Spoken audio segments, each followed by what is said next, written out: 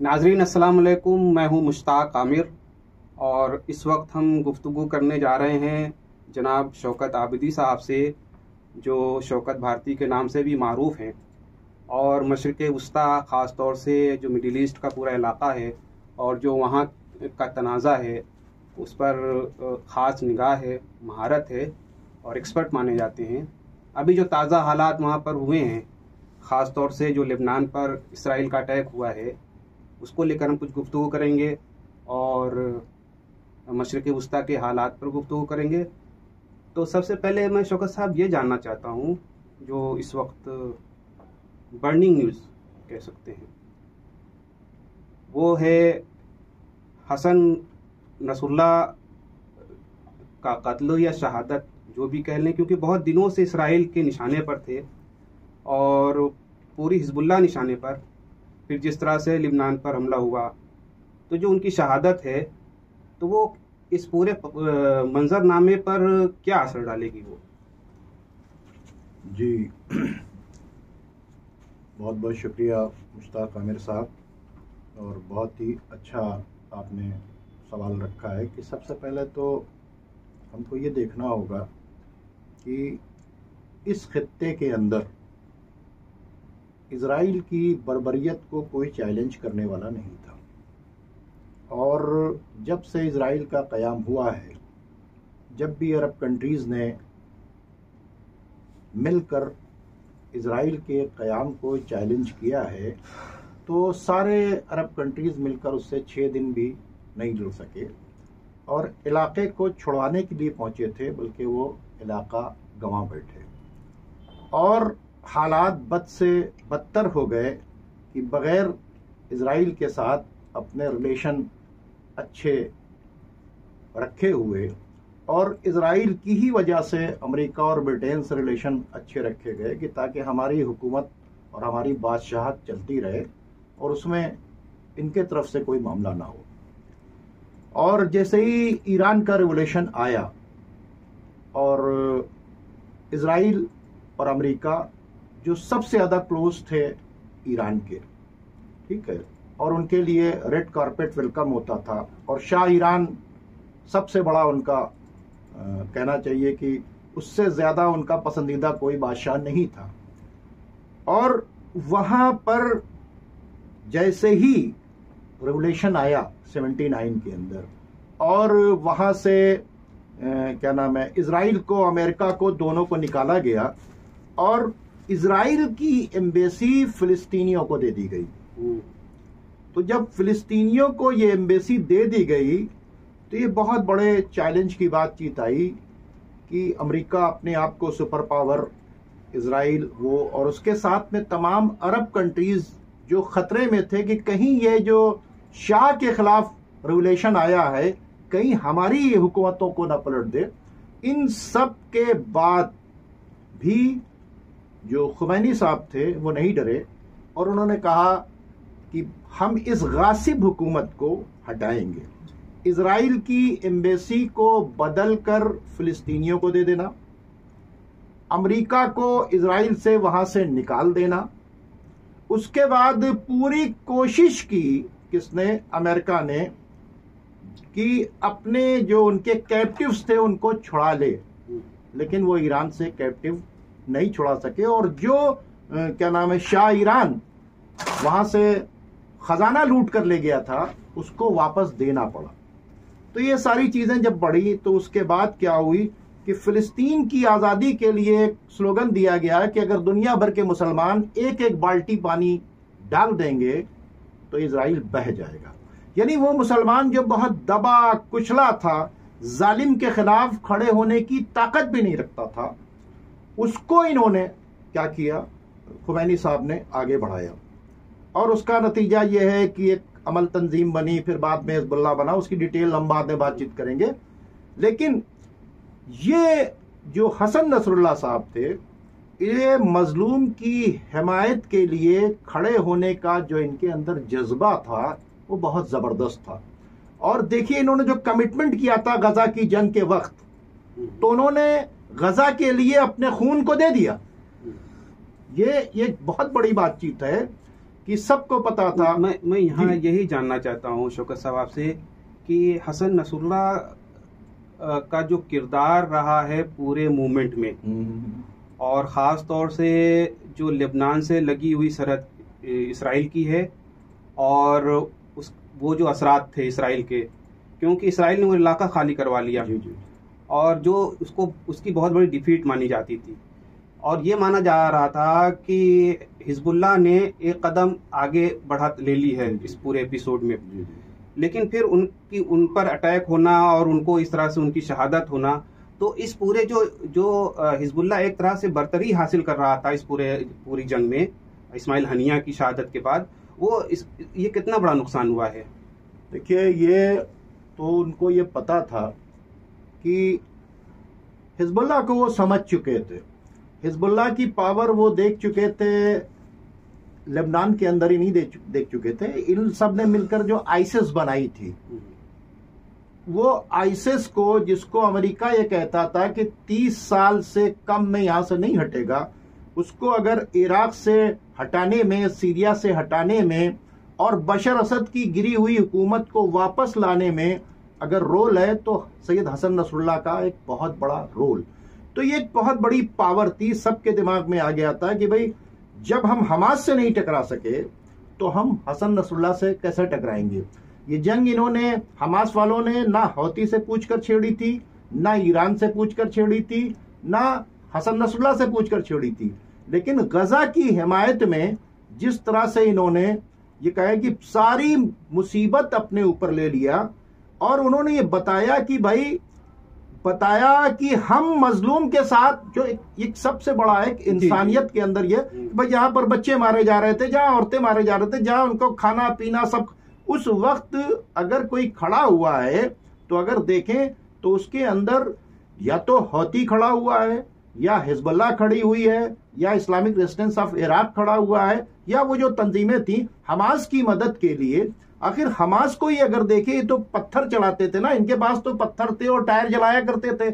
इनको आज इतना पावरफुल करके उस इजराइल के खिलाफ खड़ा कर देना, जहां पर अरब मुमालिक मिलके उससे लड़ने से डरते थे, इसमें बहुत बड़ा रोल कासिम सुलेमानी साहब का भी है, और हसन नसरुल्लाह साहब का एक बहुत बड़ा रोल है। अरब वर्ल्ड में इतना बड़ा नाम 2006 में जो उभरा है 34 दिन की जंग का, वो सैयद हसन नसरुल्लाह का ये नाम था। यही वजह थी कि हसन नसरुल्लाह को एलिमिनेट करने के लिए पूरी ताकत झोंकी गई। और जो कल का हमला हुआ, उसके अंदर जो जेडीए बंकर बस्टर बॉम्ब इस्तेमाल किए हैं, 5-5 हजार पाउंड के, और कितने 85 बॉम्ब, 5-5 हजार पाउंड के 85 बॉम्ब गिराए गए। और वहां की जो मल्टी स्टोरी बिल्डिंग थी, वहां के ऊपर गड्ढा बन गया।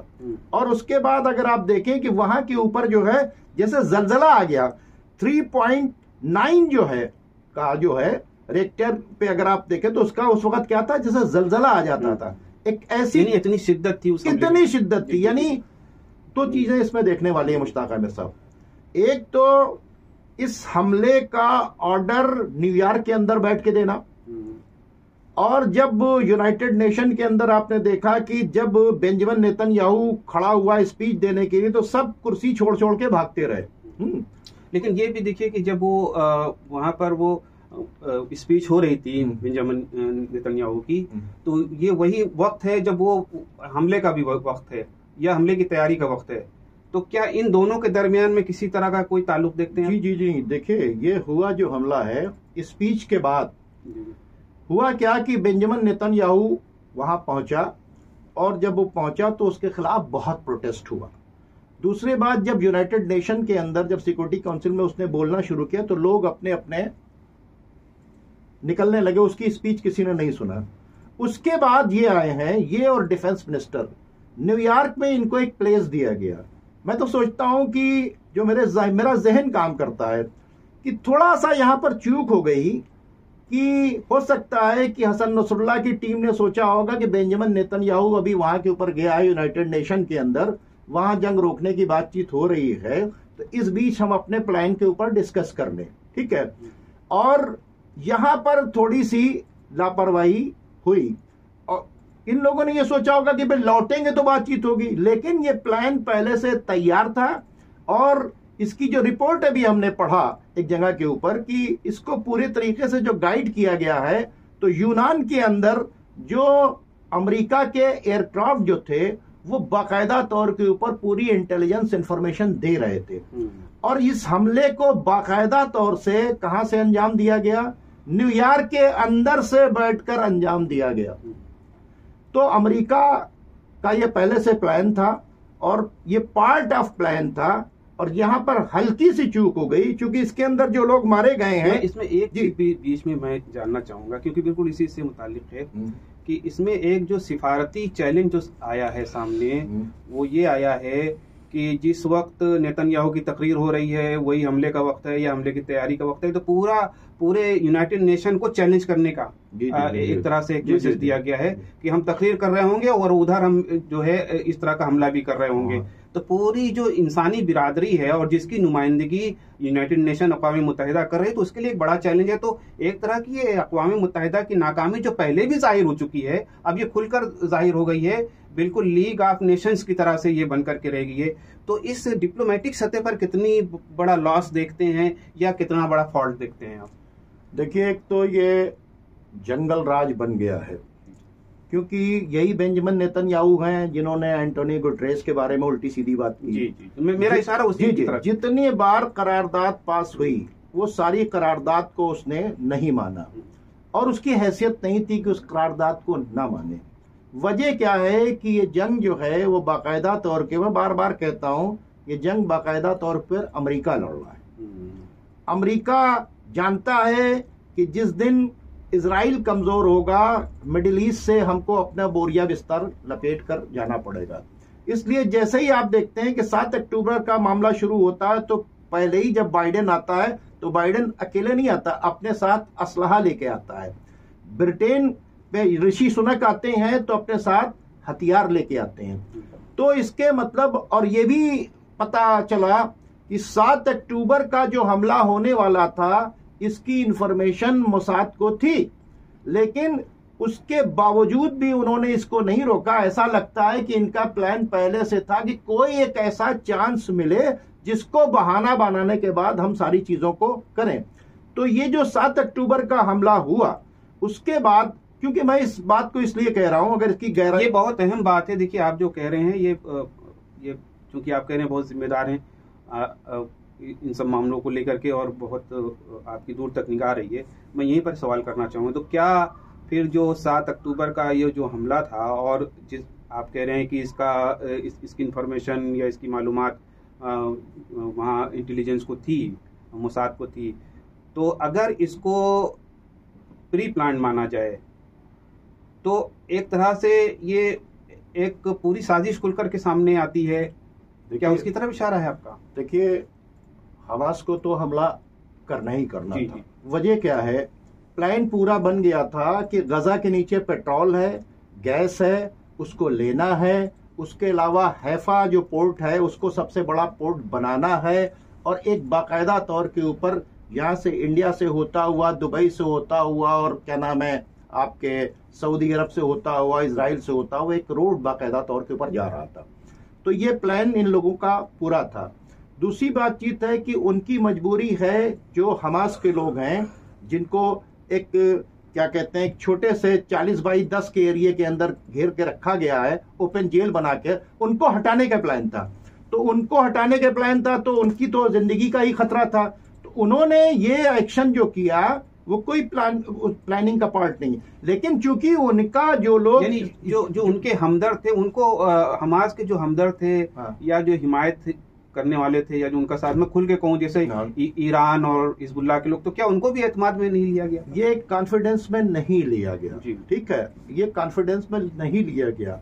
लेकिन ये उन लोगों का बड़प्पन है कि जब एक मामला हो गया, और क्योंकि भाई आप देखिए 2008 से लेकर 2023 के बीच में 15 साल में इन्होंने धीरे धीरे 1.5 लाख फिलिस्तीनियों को मार दिया था, 1.5 लाख फिलिस्तीनियों को, और वो भी बहुत आजिज हो चुके थे पूरी तरीके से, और वेस्ट बैंक में एक पपेट गवर्नमेंट चला रहे थे महमूद अब्बास के जरिए और बेवकूफ बना रहे थे।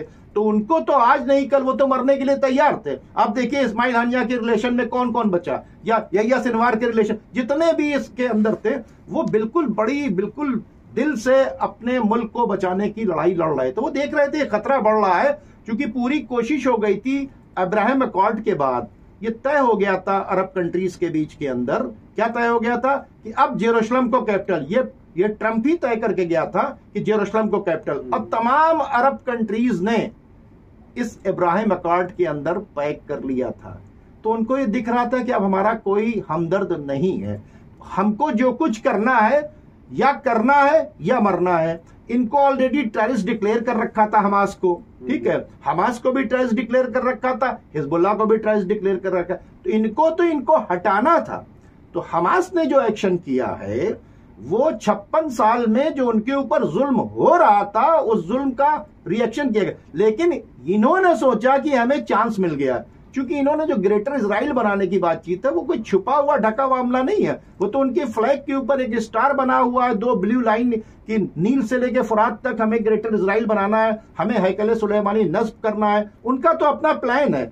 तो उस प्लान को इम्प्लीमेंट करने के लिए उन्होंने कहा अरे भाई हमारे ऊपर हमला हो गया, सेल्फ डिफेंस का मामला। और आप देखिए अगर गजा से ही और हमास से ही उनका मामला था तो वेस्ट बैंक को क्यों खाली करा रहे हैं? इसके मतलब उनका मकसद वही ग्रेटर इजराइल के ऊपर। फिर वो वहां के ऊपर से लाल गाय क्यों लेके आए, फिर उसको काटने की बात क्यों की, और फिर क्यों बार बार क्या नाम है बैतुल मुकद्दस के अंदर घुस रहे हैं, जबकि जॉर्डन जो है उसका ट्रस्टी है, उसके पास चार्ज है, उसके बावजूद भी ये ऐसा क्यों कर रहे हैं? तो इसके मतलब गेम ऑफ ग्रेटर इजराइल के ऊपर ये सारा काम चल रहा है। और उसके रास्ते का सबसे बड़ा रोड़ा अगर कोई था तो वो सैयद हसन नसरुल्लाह थे, क्योंकि ये इजराइल के बॉर्डर से मिला हुआ इलाका था। हौती को तो दूर से आना पड़ता है, ठीक है। हमास को तो इन्होंने चारों तरफ से घेर दिया, उनको टनल्स के अंदर बंद कर दिया एक तरह से। वहां के ऊपर गजा को 2 हिस्सों में बांट दिया है और उसको चारों तरफ से उनको मिलिट्री से घेर दिया है। असल में हिजबुल्लाह अगर नहीं होती तो अब तक ये हमास को खत्म कर चुके होते। तो हमास को खत्म ना कर पाने की बुनियादी वजह यह है, एक तो रेड सी से सब कुछ रोका हौती ने, दूसरे हसन नसरुल्लाह ने लगातार। इसलिए इन्होंने हसन नसरुल्लाह को एलिमिनेट करने के लिए ये काम किया। और इसके अंदर सिर्फ हसन नसरुल्लाह ही नहीं मारे गए, यहां के ऊपर ईरान की IRGC का एक असिस्टेंट कमांडर था जी, वो भी मारा गया। यहाँ के ऊपर और भी बहुत ही इंपॉर्टेंट लोग मारे गए। यहाँ के ऊपर इनके नईम कासमी जो इनके नेक्स्ट वाले लीडर थे वो मारे गए। यहाँ पर इनका कजन मारा गया, ठीक है, इनकी बेटी मारी गई। मतलब पासदारान के लोग, टॉप के जो लोग थे, हाँ, IRGC के भी लोग मारे गए। तो और दूसरी बात यह है कि 6 की 6 बिल्डिंग पूरी बर्बाद हुई। उसके अंदर न जाने कितने लोग रहते थे, ठीक है, मतलब एक अच्छी खासी आबादी वहां के ऊपर जो है। आप बताइए कि 5000 पाउंड का बम एक, और वो भी 85 बम बता रहे हैं। और कल 11 घंटे लगातार वहां के ऊपर बम्बार्डमेंट हुआ है, 11 घंटे। लेकिन उसके बाद भी मैं कमाल की बातचीत करूंगा कि जिसकी लीडरशिप मारी गई, उसके बाद भी ये हिजबुल्लाह के लोग जो हैं वो लगातार इनकी रफाइल फैक्ट्री को उड़ाते रहे। इनका जो नॉर्थ के अंदर जो बना हुआ क्या नाम है पूरा एक इनका जो सप्लाई चेन है, जहां से इनके जहाज उड़ते हैं, उसको इन्होंने एयरफील्ड को डिस्ट्रॉय किया। और इन्होंने 100 किलोमीटर अंदर तक लगातार मार रहे हैं। और फौरन ही हौती ने बगैर कुछ सोचे हुए सीधे जो 3 डिस्ट्रॉयर जो जा रहे थे अमेरिका के, उसको 23 मिसाइल से हिट किया। रात में उन्होंने जो है क्या नाम है तेल अवीव के ऊपर हिट किया। फिर उसके बाद उन्होंने जो है क्या नाम है सुबह के ऊपर हिट किया। और अभी तक उधर इस्लामिक रेजिस्टेंस ऑफ इराक जो है वो गोलान हाइट्स के ऊपर और हैफा के ऊपर हिट कर रही, और जंग अभी कंटिन्यू चल रही है। और अभी तो हालात ये है कि ईरान की सड़कों के ऊपर बदला लो की आवाजें। लेकिन एक सवाल जो उभर की जो सबसे बड़ा आया है वो हिजबुल्लाह और लेबनान के लिए है कि हिजबुल्लाह की जो सबसे बड़ी क़यादत है उसको टारगेट किया और हसन नसरुल्लाह को शहीद किया। उनके बाद जो क़यादत का फुक़दान है वो कितना अहम मानते हैं आप? देखिए, ये तो चाहे इस्माइल हानिया रहे हों और या जितने लोग रहे, इससे पहले जो मूसवी साहब थे जो क़यादत देख रहे थे, ये लोग तो तय करके आते हैं कि हमें किसी वक्त भी। ये देखिए इसमें एक लंबा पीरियड था। हाँ। हसन मूसवी के बाद जब अब्बास मूसवी के बाद हाँ। जब हसन नसरुल्लाह साहब को जब क़यादत मिली तो वो 90s की शुरुआती दौर था। एक तवील अरसा क़यादत उन्होंने की और बहुत कामयाब क़यादत की, मिसाली क़यादत रही है और शहादत भी मिसाली, जिस पर हम बैठकर बात कर रहे हैं। लेकिन जो सेकंड जो सतह होती है किसी भी इनकलाबी जमात की, तो वो हसन नसरुल्लाह की शहादत के बाद वो कुछ आपको मजबूत दिखाई दे रही है। देखिए जो सेकंड और थर्ड लाइन थी, इन्होंने उसको भी एलिमिनेट कर दिया जी, ठीक है, सबसे बड़ी बात तो ये। लेकिन उसके बावजूद भी मैं सलाम करता हूं इन लोगों को कि ग्राउंड के कमांडर्स ने मोर्चा नहीं छोड़ा। इन्फिल्ट्रेशन के लिए फौजें तैयार थी, ऊपर से बम्बार्डमेंट हो रहे हैं, उसके बावजूद भी उनके मिसाइल्स और उनके रॉकेट्स जो हैं रेगुलर जा रहे हैं। इससे ये पता चला कि वहां पर जो लोग हैं वो सब तय कर चुके हैं कि हम जान देने के लिए इकट्ठा हैं, हमें जान बचाना नहीं है। वो समझ चुके हैं कि हम जिस रास्ते के ऊपर चल रहे हैं उस रास्ते में जो है किसी दिन भी किसी पल भी हमको मौत आ सकती है। लेकिन एक बारगी इतनी बड़ी क़यादत का खत्म हो जाना, एक बारगी जो है मतलब ये पूरी चेन जो है उसका टूट जाना, पूरे थिंक टैंक का उड़ जाना, ये कोई मतलब हल्की बात नहीं है। लेकिन उसके बावजूद आप देखिए कि पहले जब ये न्यूज़ आई तो रात में मुझे 11:30-12 बजे मेरे पास एक चैनल का टेलीफोन आया कि ऐसा ऐसा हो गया है, आप बताएं, इसको कंफर्म कर दें। तो मैंने कहा बताता हूं। मैं सर्च करता रहा, लेकिन सुबह के वक्त जब खामनाई साहब ने एक बयान दिया, उन्होंने कहा कि नहीं नहीं, मतलब ये तो चल रहा था कि नहीं वो जिंदा है, लेकिन उन्होंने एक बात कहा कि अगर हसन नसरुल्लाह ना भी रहे तो ऐसा नहीं है कि ये जो तहरीक रुक जाएगी। उसी वक्त हमको शॉक लगा और फिर हमने ये देखा कि क्या इस्तेमाल हुआ। तो जब हमने जेडीए बंकर बस्टर बॉम्ब देखे और उसकी तादाद देखी तो हमने कहा अगर ये वहां के ऊपर है तो इनका बचना नामुमकिन है। और ये जो बात कर रहे हैं इनकी बात में भी छुपा हुआ है मामला। अब क्या डिसीजन लेना है, क्योंकि इनका जो वहां पर लिंक था आईआरजीसी का, जो वहां पर कमांड देख रहे थे, वो भी वहां के ऊपर मारे गए थे, ठीक है, वो उनके साथ मीटिंग के अंदर थे। तो अब जाहिर सी बातचीत है, ये तो कंफर्म हो गया था कि अब किसी वक्त भी ये न्यूज आ जाएगी। आफ्टर ऑल ये हुआ कि उन्होंने प्रॉपर तौर से स्पोक पर्सन ने इसका ऐलान किया कि हसन नसरुल्लाह अब नहीं रहे। अब अरब सरकारें जो हैं सराउंडिंग में, पड़ोस में, उनके किरदार को लेके बहुत सवाल आते हैं कि अब ये जो जंग है वो इसराइल वर्सेस ईरान होती जा रही है और ईरान के लिए बड़ा मुश्किल होता जा रहा है प्रॉक्सी करना, कि अब उसको यानी ये आग उसके दरवाजे तक पहुंच गई है। ऐसे में ईरान के लिए जो चैलेंजेस हैं अस्करी चैलेंजेस, दूसरा अरब हुक्मरानों का जो तर्ज अमल है, क्योंकि नेतन्याहू ने तो वो नक्शा दिखा दिया कि कौन अरब मुल्क हमारा दोस्त है।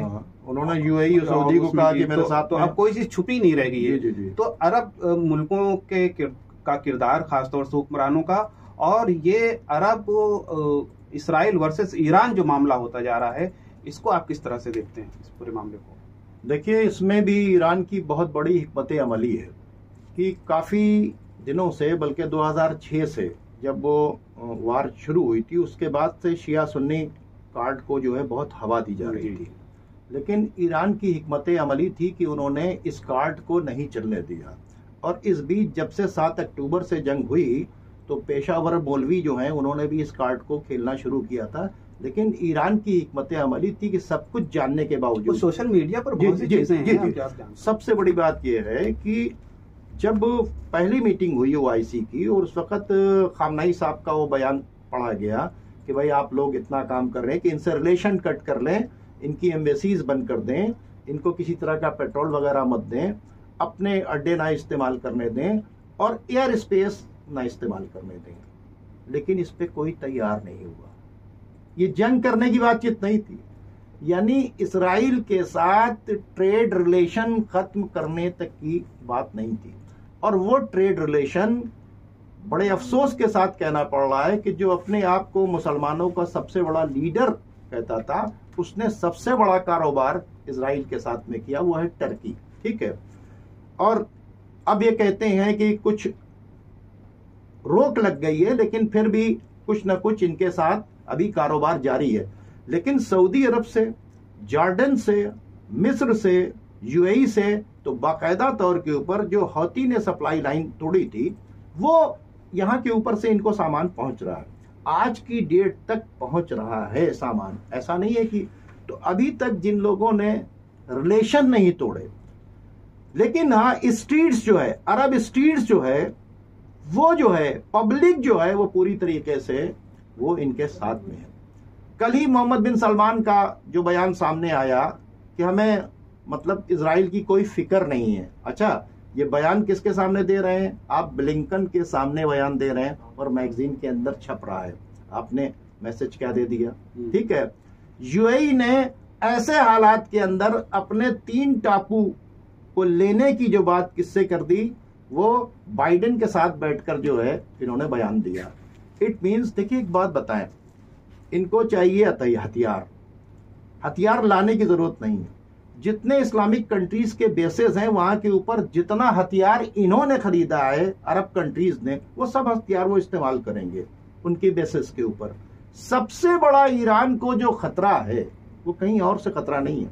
सबसे बड़ा खतरा है कि मिडिल ईस्ट के अंदर ये बेसेस इस्तेमाल होंगे। यही वजह है कि ईरान फुल फ्लैश नहीं आ रहा। और जब बिल्कुल ईरान ने तैयारी कर दी कि अब जंग होने वाली है, तो उस वक्त सारे अरब कंट्रीज मिले कि नहीं रुक जाइए, अभी हमको 48 घंटे का टाइम दे दिए, हम इस मामलात को हल करा रहे हैं। ईरान ने इनको पूरा चांस दिया। अब ये क्या करेंगे? गजा के सीज फायर के मामलात बंद हो गए, 21 दिन की जो बातचीत चल रही थी वो खत्म हो गए, हसन नसरुल्लाह का एक्सप्लेनेशन हो गया, सारी चीजें आप देख रहे हैं। फिलिस्तीन के ऊपर आज भी बहुत जबरदस्त अटैक हुआ, गजा के ऊपर अटैक हुआ, वेस्ट बैंक के ऊपर अटैक हुआ। तो इसके मतलब उनका काम तो आगे आगे चल रहा है। 40,000 की फोर्स जो है पेंटागन ने भेज दी। तो इसके मतलब यह है कि मिडिल ईस्ट का क्या रिएक्शन होता है। अभी जैसा कि ईरान ने कहा है कि वो आईसी की मीटिंग बुलाए, देख लीजिए कि वो आईसी की मीटिंग के अंदर क्या हो रहा है, क्या होता है, ये तो सबको सामने चला आएगा। वरना अब जंग तो ईरान के कंधे के ऊपर है। अब 2 ही तरीका है, या तो जंग ईरान खुद लड़े, या ईरान के कमांडर्स आए और आने के बाद क्या नाम है, यहाँ लेबनान के अंदर ये जो फाइटर्स हैं इनको लड़ाएं। ईरान के कमांडर्स जाएं यमन के अंदर, वहां से लड़ाएं, और ईरान के कमांडर्स जो हैं सीरिया के अंदर से इस काम को करें। अब यह देखना है कि लेबनान की गवर्नमेंट ईरान की मिलिट्री के या आर्मी के लोगों को वहां के ऊपर कितना, क्योंकि अभी की न्यूज है कि जब ईरान का एक जहाज आ रहा था, तो इसी बीच लेबनान का जो टावर था उन्होंने उसको हैक कर लिया और ईरान के जहाज को वापस जाना पड़ा। अब यह देखना है कि वहां पे क्योंकि वहां की गवर्नमेंट का एक पार्ट थे हसन नसरुल्लाह, अब नबी बेरी और जो वो लोग, उनका क्या रिएक्शन होता है, क्योंकि बेरूत तो पूरी तरीके से कह दिया बेरूत खाली करो, हम बेरूत को खत्म करेंगे। तो लेबनान की गवर्नमेंट अगर खड़ी हो जाती है, तो लेबनान की गवर्नमेंट के साथ मिलकर ईरान की गवर्नमेंट जो है, ईरान के जनरल जो हैं, वो इन जो हिजबुल्लाह के और जो तमाम लोग हैं इनको बेहतर ढंग से लड़ा सकती है। यमन तो पूरी तरीके से तैयार है, और चूंकि जंग अब रुकनी नहीं है, जंग आगे बढ़नी है, तो अब जंग के सबसे बेहतर तो यही होगा कि भाई यहाँ के ऊपर फाइटर्स हैं, यहाँ के ऊपर ईरान के जनरल्स होंगे, यहाँ के ऊपर अगर जंग होती है तो वो उसके असरात ज्यादा बेहतर होंगे। ये मेरा अपना एनालिसिस है। मैं बस आखिरी सवाल ये करना चाहता हूँ, और उसमें जनूबी एशिया को भी, बरसगीर को भी मैं उसमें शामिल करना चाहता हूँ कि इसमें जो सोशल मीडिया पर एक मसलकी बहस शुरू से एक एंगल दे करके जो शुरू की गई है, वो भी एक उरूज की तरफ बढ़ रही है। और ख़ास तौर से ईरान के किरदार को लेकर के, और आज कल जो हुआ है हसन नसरुल्लाह की जो शहादत हुई है उसको लेकर के, तो इसमें जो मसलकी चीज़ें जोड़ी जा रही हैं वो कितना इस काज को नुकसान पहुंचाने वाली है? देखिए, ये जो लोग काम कर रहे हैं ये उन्हीं लोगों का काम कर रहे हैं जो हमारे दुश्मन चाहते हैं, ये उनका ही काम कर रहे हैं। वजह क्या है? देखिए, एक है ईरान। ईरान को सप्लाई लाइन मेंटेन रखना है, हौती की भी, हिजबुल्लाह की भी, हजदुश्शाबी की भी, इवन सीरिया की भी। इकनॉमी जो ईरान की है वो उतनी मजबूत नहीं है। दूसरी तरफ आप देख रहे हैं कि यूरोप की कंट्रीज हों या अमेरिका हो, पैसे से, असलहे से, टेक्नोलॉजी से पूरी तरीके से इनको लादे हुए हैं। रशिया जो उसको सपोर्ट कर सकता था, रशिया खुद जो है यूक्रेन के अंदर पूरी तरीके से फंसा हुआ है, और अभी तक Su-35 जो मांगे थे इन्होंने, किसने? रशिया से, अभी तक उनको नहीं मिले हैं, क्योंकि एयर पावर में क्या नाम है, ईरान जो है वो उतना मजबूत नहीं है। ये मोहल्ले और गली की जंग नहीं है, ये बहुत बड़ी हिकमत अमली है। अगर ईरान इन्वॉल्व हो गया और वहाँ की वो सारी फैक्ट्रीज जो आर्म्स सबनेशन बना रही हैं, ड्रोन्स बना रही हैं, अगर वो सप्लाई लाइन, वो सप्लाई चेन टूट जाती है तो टनल्स के अंदर हमास मर जाएगी, समंदर के अंदर हौती के लोग मारे जाएंगे, और इधर हसन नसरुल्लाह यानी लेबनान के अंदर ये हो जाएगा। तो ईरान को बहुत ही सोच समझ कर, क्योंकि ईरान के जो टॉप लीडर थे वो वाकई, जो रईसी का मरना कोई हल्का काम नहीं है, अमीर अब्दुल्लाहियान का मरना कोई हल्का काम नहीं है, जनरल कासिम सुलेमानी का मरना कोई हल्का काम नहीं है। अगर आज जनरल सुलेमानी जिंदा होते तो हो सकता है कि वो लेबनान के अंदर बैठकर वहां के ऊपर जंग लड़वा रहे होते। तो सवाल ये पैदा होता है, ये देखना है कि आपका दुश्मन कौन कौन है, और ईरान के पास है क्या? अलादीन का चिराग तो है नहीं, लेकिन 75 साल में इजराइल को, अमेरिका को इतना बड़ा झटका अगर किसी ने दिया है तो वो ईरान ने दिया है, क्योंकि ईरान हौती के पीछे भी है, ईरान हिजबुल्लाह के पीछे भी है, ईरान हजदुश्शाबी के पीछे भी है, ईरान सीरिया के पीछे भी है। तो जो लोग देख रहे हैं उनको ये समझना चाहिए, और ये लोग जो बात कर रहे हैं वो ये इनकी बात मत की, ये मुखालिफ है। हजरत अली का कौल है कि मुखालिफ को अगर अपनी सल्तनत दे दोगे तब भी वो मुखालफत से बाज नहीं आएगा। तो इन्होंने बहुत कदीमी एक जहर जो है, फिरका बंदी का जो जहर भरा है, वो ये भी तो अमेरिका इजराइल की पॉलिसी है कि वो ये ऑटोमन अंपायर को गिराने के लिए डिवाइड एंड रूल का कार्ड, हिंदुस्तान को तोड़ने के लिए डिवाइड एंड रूल का कार्ड खेला गया था। तो ये डिवाइड एंड रूल का कार्ड जो लोग भी चला रहे हैं, ये सब उनके एजेंट हैं, और इनसे कोई फर्क नहीं। लेकिन समझदार लोग अब समझ चुके हैं, वो जिनके लिए ईरान लड़ रहे हैं उनके लोगों के बयान देखिए वो क्या कह रहे हैं। वो ये बयान दे रहे हैं कि यार तुम हमारा सपोर्ट नहीं कर रहे हो, ईरान हमारा सपोर्ट कर रहा है। वहां की औरतें बयान दे रही हैं, वहां के बूढ़े बयान दे रहे हैं, वहां के तमाम लोग। जिस फिलिस्तीनियों को मदद पहुंचा कौन रहा है? इतनी बड़ी हुकूमत रखने के बाद टर्की, इतने ड्रोन में एडवांस, इतनी बड़ी मिलिट्री, ये सब होने के बाद खाना और पानी नहीं पहुंचा सके। जो वो क्या नाम है तंजीमें थी जो ह्यूमन राइट्स की और जो क्या नाम लेफ्टिस्ट ग्रुप था, वो 400 कश्तियां लेके यहां आना चाहते थे। कहा कि 3 बार उन लोगों ने कोशिश की, लेकिन उर्दुगान सिर्फ जो है जबानी जंग कर रहे हैं। लेकिन अब सबके समझ में आ गया कि अब क्या बचा है। अभी हिजबुल्लाह खत्म होने के मतलब क्या? क्या वो इजराइल को छोड़ देंगे? क्या वो हमास को छोड़ देंगे? क्या वो बैतुल मुकद्दस को गिराकर हैकल सुलेमानी नहीं बनाएंगे? क्या वो ग्रेटर इजराइल की गेम को रोक देंगे? तो कौन रोकेगा? तो इसके लिए तो अब भी इनको सोचना पड़ेगा। मुस्तकबिल क्या देखते हैं? मुस्तकबिल तो यह है कि जंग बढ़ रही है और जंग समंदरों में उतरेगी, स्टेट ऑफ हॉर्मुज तक पहुंचेगी, और स्टेट ऑफ हॉर्मुज से सप्लाई लाइन वहां के ऊपर दुनिया का पेट्रोल रुकेगा। क्योंकि अगर ईरान इसमें इन्वॉल्व हो गया तो स्टेट ऑफ हॉर्मुज से निकलना नामुमकिन है, और ईरान की मजबूरी होगी कि वो दुबई के अंदर जो है, यूएई के अंदर जो इनका बेस बना हुआ है सऊदी का, या क्या नाम है सऊदी के अंदर या यूएई के अंदर जितने अमेरिकन बेसेस हैं वहां के ऊपर ये अटैच करेंगे, यानी ये जंग फैलेगी, जंग रुकने का नाम नहीं लेगी। जंग फैल रही है क्योंकि अब सुलह की सारी कोशिशें खत्म हो चुकी हैं। बहुत बहुत शुक्रिया शौकत आबिदी साहब आपका, आपने हमसे बात की। नाजरीन, ये थे जनाब शौकत आबिदी साहब, जो मशरक़ी वस्ता के जो मौजूदा सूरत हाल है उस पर बहुत सैर हासिल गुफ्तगू कर रहे थे और मालूमात हमें बाहम पहुँचा रहे थे। हम उनके शुक्रगुजार हैं और इंशाअल्लाह एक आइंदा इसी मसले पर और इसी इशू पर एक आइंदा एपिसोड करेंगे और फिर आपको ज़हमत देंगे कि जो नए इशूज़ हैं, नए चैलेंजेस सामने आए हैं, जो नया डेवलपमेंट हुआ है उस पर हम आपसे गुफ्तगू करें। तो बहुत बहुत शुक्रिया नाज़रीन, खुदा हाफिज़ आपका।